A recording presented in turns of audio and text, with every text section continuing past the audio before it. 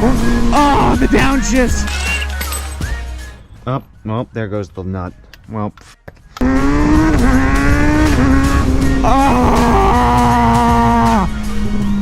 Good morning, YouTube. Welcome back to the channel. Welcome back to today's video. If you're new to the channel, my name is Zach, and this is my brand new 2023 ZX6R. And I've been saying that we've been wanting to do a POV ride for quite some time now. Now, I was waiting because it is January and it's freezing. For some reason today, it decided to be 67 degrees and sunny, so we're gonna go take the bike out. But before we do that, we gotta go get our gear on and do all that other stuff. So let's go get our gear ready and head on out. all right, let's go. I think it just rained too. I don't remember it raining, but this just makes no sense to me that it's 60 something degrees in February, or not even February, January. How is it 65 degrees in January? That doesn't make any sense. I'm not complaining because I just bought this thing and I've been dying to ride it. I've ridden it a little bit. As you can see, it's at 414 miles on it. I bought it with 0, and we got a little bit of riding in, but nothing crazy, and it hasn't been comfortable. It's been freezing. I'm also in the break-in period too, so I'm trying to be as careful as possible of how harsh I push it.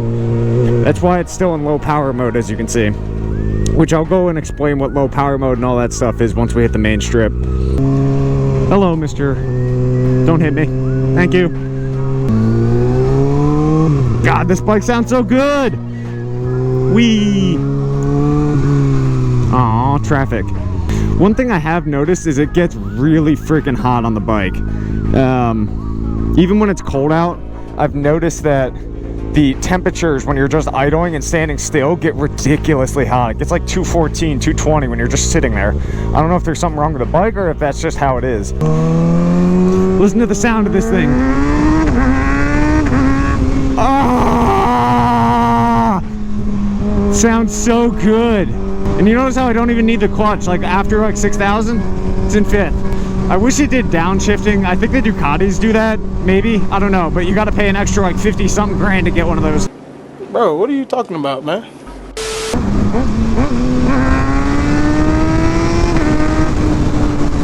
God, this thing is so fun.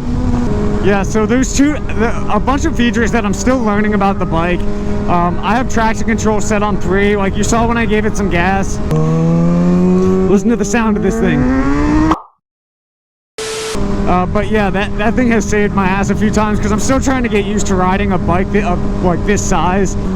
600 isn't like the biggest and baddest on the planet, but they're fast. I mean, they're still a lot of fun. They're still a super sport. Quick shift. Kawasaki has 2 power modes. There's the one that the bike's in now, which is low power mode, which is what I'm gonna stay in for a while because not only is the bike being broken in, I want to get comfortable with riding a 600. It's still stupid. I mean, it's still crazy fast. I started on a CBR 500R. Love that bike to death. That thing is a lot of fun. And it's plenty of power to learn on. You can get bored. I'm not gonna lie, it does get boring after like a year and a half, 2 years, but it's a good way to learn. Because you want boring. You don't want stupid off the bat. I personally didn't, at least, because I like to like stay alive and not like die. I'm scared to try high power mode, but I have no brain cells, so I really want to try it. Oh, the downshifts, so crisp. So this is like one of the very few bikes, to my understanding, that comes from factory with a quick shifter. I think they're a fantastic add-on. Like, see, sometimes it malfunctions like that. I just clicked up and it stayed in gear. You're gonna have that from time to time, but I mean, honestly, 90% of the time it's like fully just, it works. 60% of the time it works every time. And the nice part is, a lot of quick shifters, you need to be at wide open throttle for them to function. Kawasaki, you don't. You can just click through the gears and it's just nice. No, these things are so fun. I mean, a lot of people have stated that they could start on a 600. You gotta be an adult. If you're anything like me, which you are if you're watching some of my videos, it's not a smart idea. Turn, whee. I personally don't think you need any more for street riding. Track, I completely agree, is different. But for street riding, at least, this is like the most ideal bike. Ergonomically, this bike is fantastic as well. It's not uncomfortable in any sense, as long as you have the right riding position. If you don't, then yes, it'll be uncomfortable.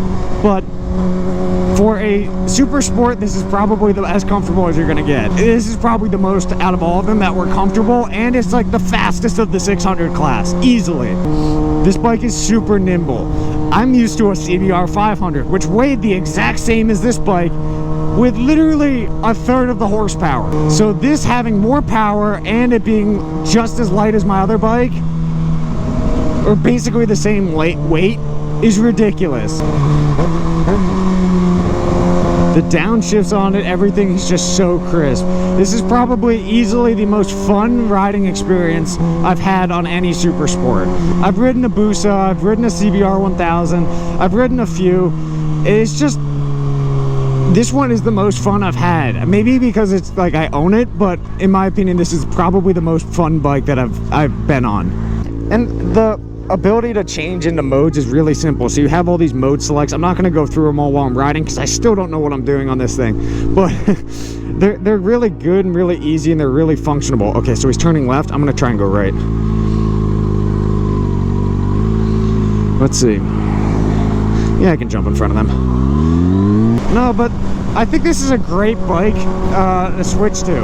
Like, if you're looking for a good 600 class to upgrade after, like, let's say you started on a Ninja 400 or a CBR like 300 or 500 or something along those lines, I think it's a fantastic bike to switch to. There's no shot in hell that I ever get bored on this. If I ever do get bored on this, there's something seriously wrong with me, and you need to like send me to like an insane asylum, because this already is just so unnecessary. Please do not pull out in front of me and kill me. Thank you, I really greatly appreciate it. What's scary is that any 17-year-old can buy this. That makes no sense. That literally makes no sense. Why is like any, because in most states I'm pretty sure the motorcycle license age is 16. No 16-year-old should just be like, no riding experience, f it. I'm gonna go buy a 600 or a 1000. Alright, we are officially back in La Garage. Aha! Oh. Now that my hearing is officially gone, let's go upstairs. Okay, I wish I could have made that a little bit longer, but I realized something on my ride, that I needed to install the snow tires on the Mustang while it's still warm outside. I would prefer not to freeze my fingers off while I'm trying to just throw on a pair of snows, instead of waiting until it actually snows on the ground and I'm kind of screwed on summer compounds. Alright, so first things first is we're going to fill the tires up with air, because I'm pretty sure they're deflated. They've been sitting there for the past like 6-7 months. So we're gonna go do that with the air compressor that is currently behind me. I would pull the car in the garage, but unfortunately it is a little bit of a mess right now. So we're gonna do it in the driveway.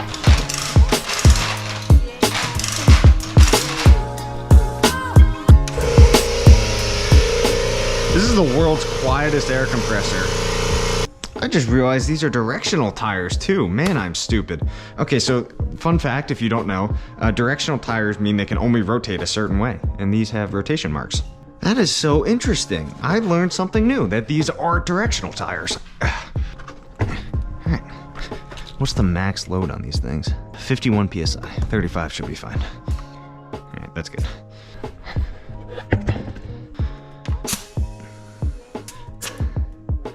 35, we're good. Yeah.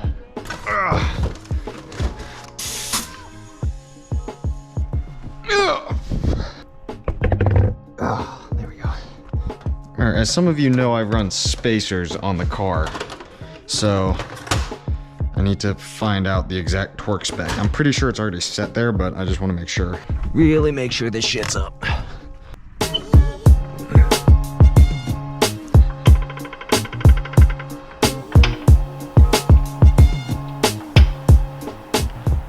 Yeah, we're good.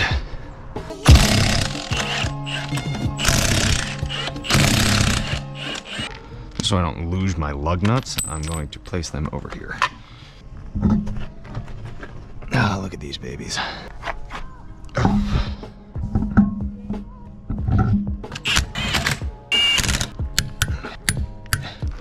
150 pounds.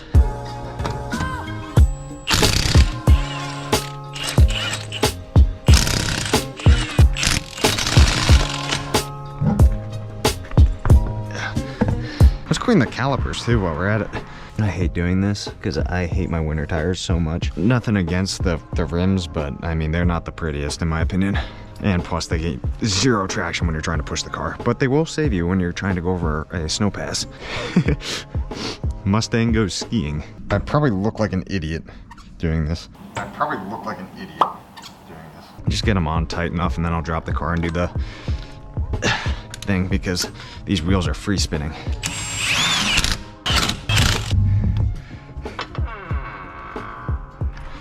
All right. 150. 150. 150. 150. Perfect. Now let's do the other side. Yep, we're airborne.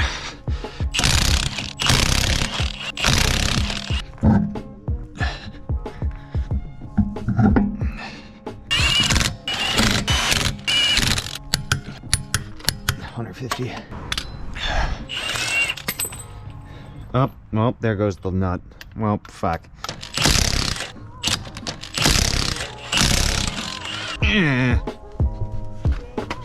What was that noise that just came out of me? Ugh. Beautiful.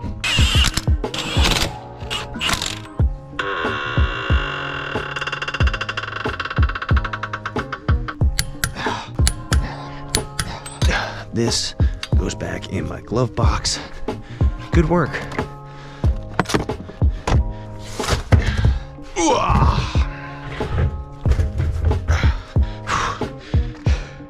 Let's go cook some food. Don't wash your hands. Where are my keys?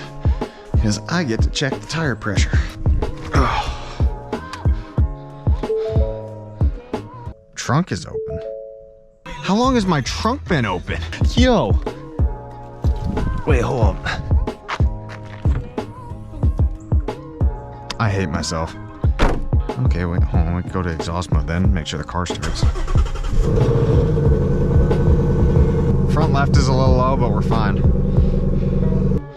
Well, we're back to stock. Alrighty, now that I'm sufficiently covered in grease, the snow tires are on. I'm back on stock rims. I hate the rims for some reason. It's just my personal opinion. I don't like them. But it was worth it because you guys got to see the least mechanically inclined person on the planet put on some snow tires. I made that look way harder than it needed to be. But if you made it this far in today's video, drop a like, hit that subscribe button, and don't forget to turn on post notifications. Like always, I'm peacing out. Love y'all, and I'll see you in the next one. Peace.